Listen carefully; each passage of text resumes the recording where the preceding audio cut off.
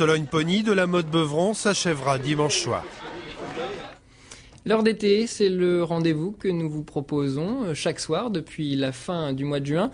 Cette semaine, Yann Perrier nous emmène à la rencontre d'écrivains de polar. Ce soir, c'est Olivier Godefroy qui le reçoit pour son livre « Les cendres d'Arsinoé ».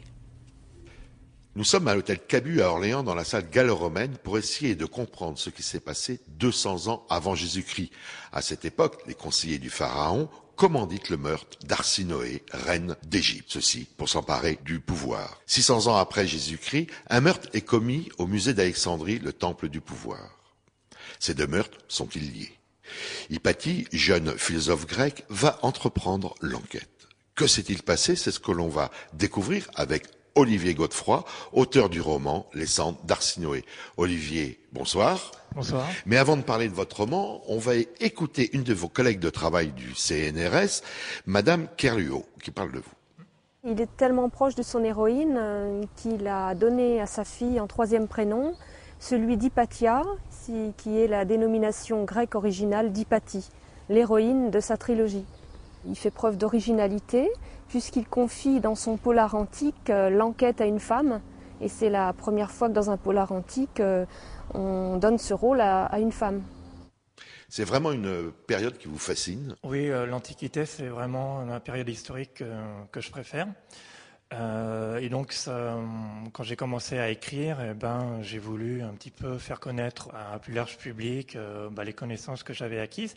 Et donc, c'est ce qui m'a décidé à écrire plusieurs romans qui se déroulent au IVe siècle de notre ère. Donc, Les cendres d'Arsinoé, c'est la fin d'une trilogie. Voilà, c'est ça. Donc, il y a eu deux premiers romans qui sont sortis en 2006 et 2007. Et là, le dernier, Les cendres d'Arsinoé, sont sortis en début d'année 2010. Et donc, ça raconte l'histoire de la reine Arsinoé III, dite Philopator. Et cette reine qui était assez importante, elle a notamment géré les affaires politiques du royaume, alors que son mari préférait faire la fête. Voilà, faire la fête, voir les prostituées ou les FM. Et donc elle a eu un rôle politique influent.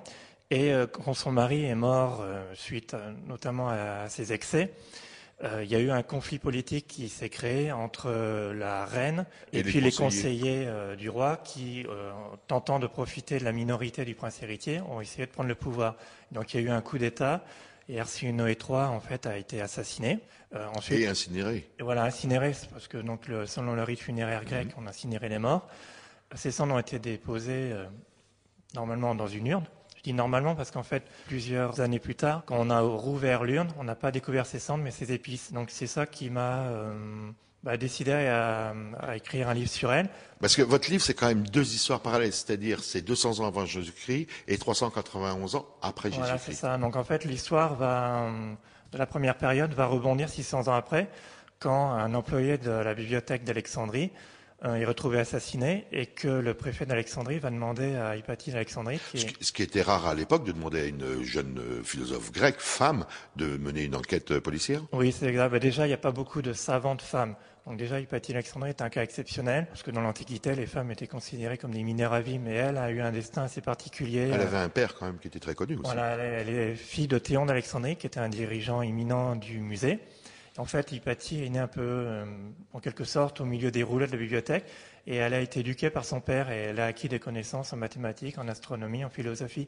En fait, c'est un destin particulier, parce que c'est une savante à une époque où les femmes étaient considérées, étaient réservées aux tâches domestiques, à l'éducation des enfants. Vous en avez fait une vraie héroïne dans votre livre. Oui, c'est l'héroïne, ma trilogie.